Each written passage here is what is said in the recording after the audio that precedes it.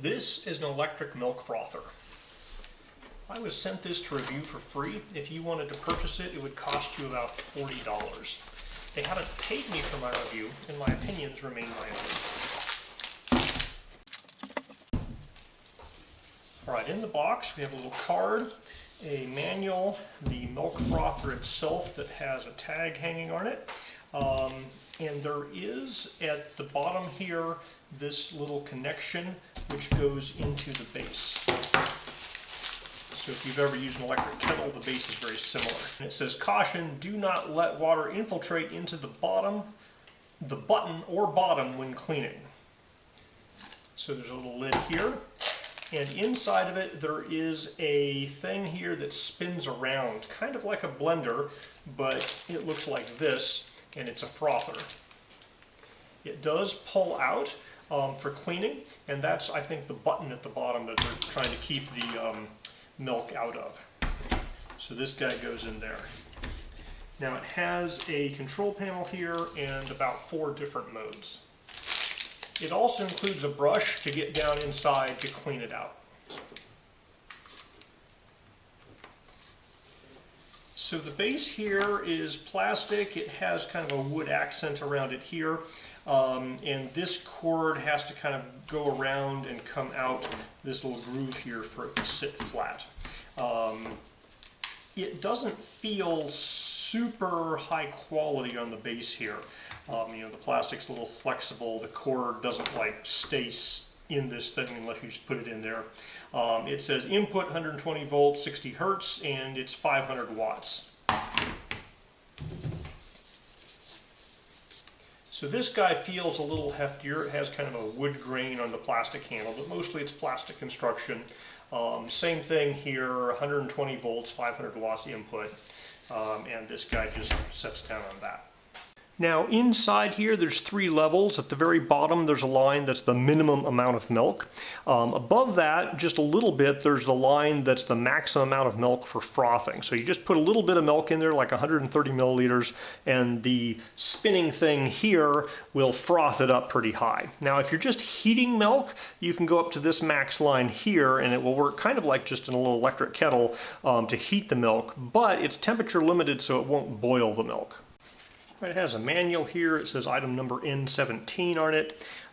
Basically all you need to know is there's 4 settings. You just hit the button until these lights light up. The first one is blue light, and it's a frothing cold milk.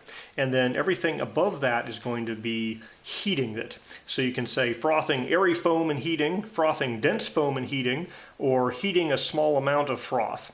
And those guys says milk heats approximately to 65 centigrade plus or minus 5 centigrade.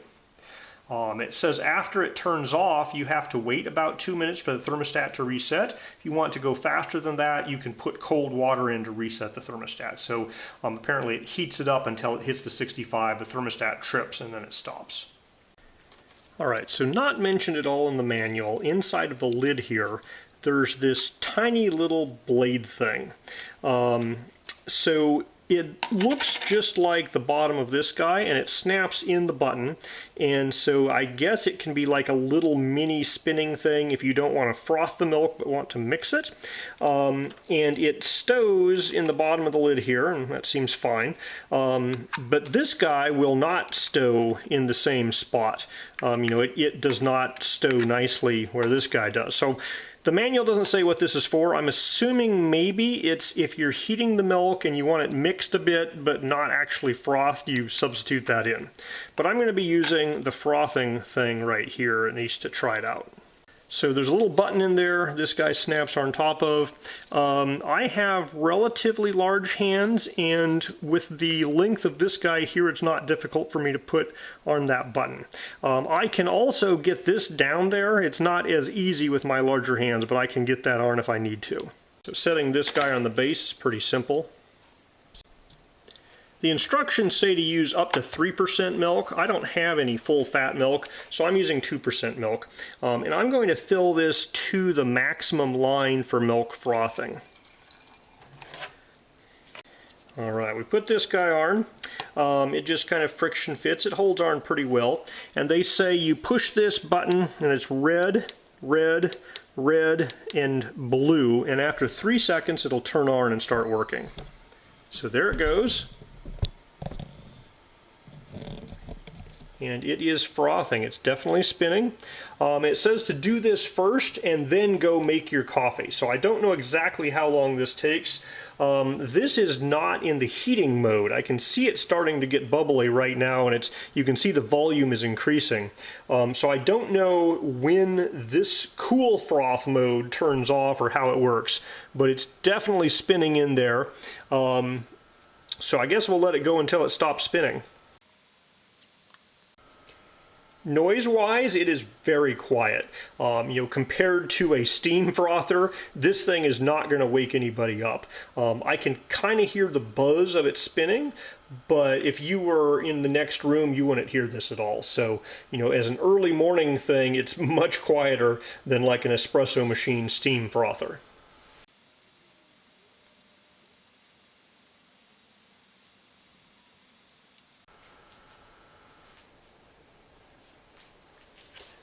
Alright, turned off in about 2 minutes or less. Alright, less than 2 minutes of running time. This guy's turned off. You can see the froth there. I'll pour it. So pretty thick froth, a lot of it, and so volume-wise that is a decent amount of froth there.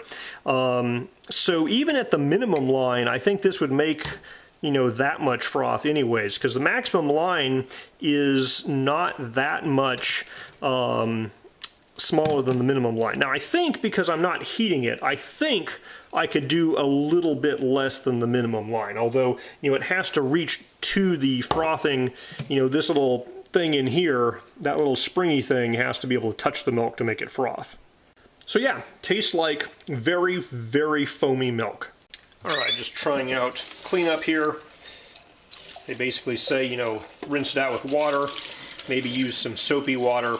Since I'm going to be trying out the other modes next, I won't actually be soaping it up right now. But just rinsing it out seems to work pretty well. Alright, I filled this up to the min mark. You can see it's over the little spring coil there. And I am going to try the frosting, dense foam, and heating mode next. So on the buttons here, hit that guy to red, it waits 3 seconds, and then it turns on, and it is spinning, and presumably also heating. We'll see how long this heating mode, if it adds any extra time.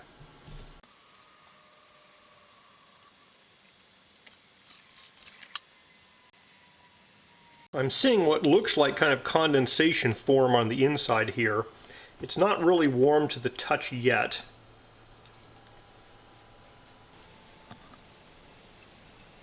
Alright, that turned off. That was about 1 minute and 30 seconds until it turned off. It doesn't feel hot.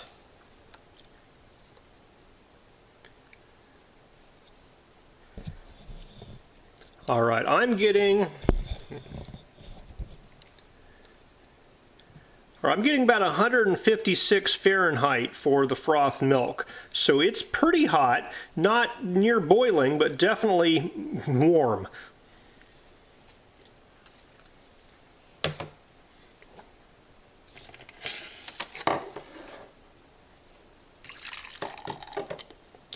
Now there was some liquid milk at the bottom there, and then on top of that is the dense foam. So this foam is dense enough that once you've poured it out of the mixing container into a glass, it doesn't really want to come out a lot. I didn't have any trouble pouring it out of the milk frother, but for some reason this glass, it's sticking to the glass, and it's definitely holding its shape in there. You can see there's kind of a hole inside of that guy. Alright, so next up we're going to try out the frothing airy foam and heating. Now I did not put this clear lid on the top, and it didn't spill anything out. So you can see what's going on. I'm going to put the lid on just in case.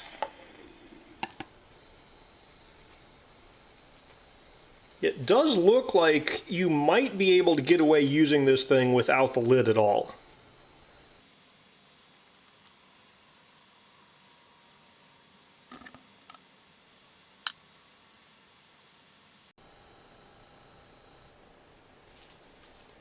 All right, that was like maybe a minute and a half and it's done.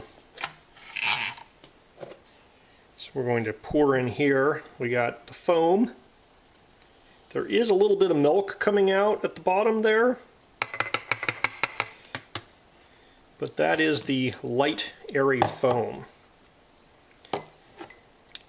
The temperature of that foam's looking to be about 140 Fahrenheit, maybe 138. So, getting 58 to 60 centigrade.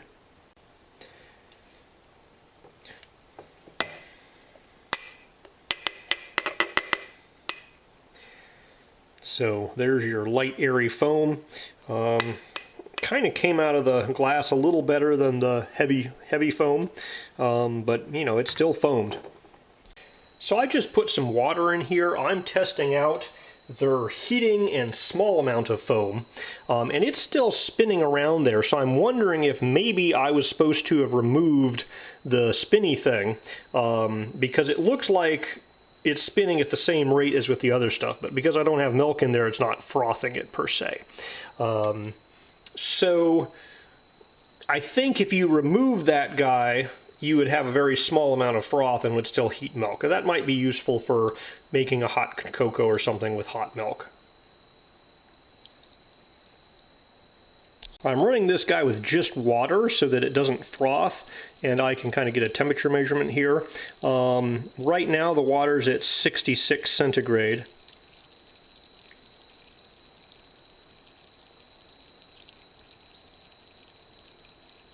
I hear some clicking, on and off clicking, and it doesn't appear that the water is getting hotter than 66 centigrade, so it looks like they turned off the heater before they turned off the mixer, and you're getting, you know, about 150 degree heating in whatever liquid's in here. So it's kind of a nice thing if you want to make some warm drinks that are not super scaldingly hot.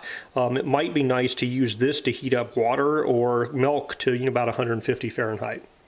That might be a good way to clean it, is just put water in, let it spin and heat the water up. Alright, so for cleanup they say just, you know, rinse it out with water, maybe use a little bit of soap. They give you this guy here so you can scrub the sides. It has bristles at the end, so you kind of scrub there. You can pull this guy out and wash that separately. They say none of the parts are dishwasher safe, so you probably just want to hand wash everything. I think the key here is to not let water run down the sides and kind of get into the base unit of the unit here. So it's definitely not something you can dishwash, but it's relatively simple, you know, to clean out a small area in here and then you're done. Alright, so this guy does exactly what it says it's supposed to do. It works, you know, under 2 minutes you have froth milk. It's not an expensive household appliance, but it also feels like a cheap household appliance, especially the base to me. The base felt, you know, exceptionally cheap to me. I mean, it's functional, it gets the job done. It doesn't exactly feel like something you're passing down to your children. It seems to work fine. I'm not super confident it's going to work for 20, 50 years. So I guess that's a matter of, you know, if you want a fancy, expensive one, you have to pay more money. So the price feels reasonable for what you're getting. As long as you don't set your expectations too high, I think you'll be pretty happy with it.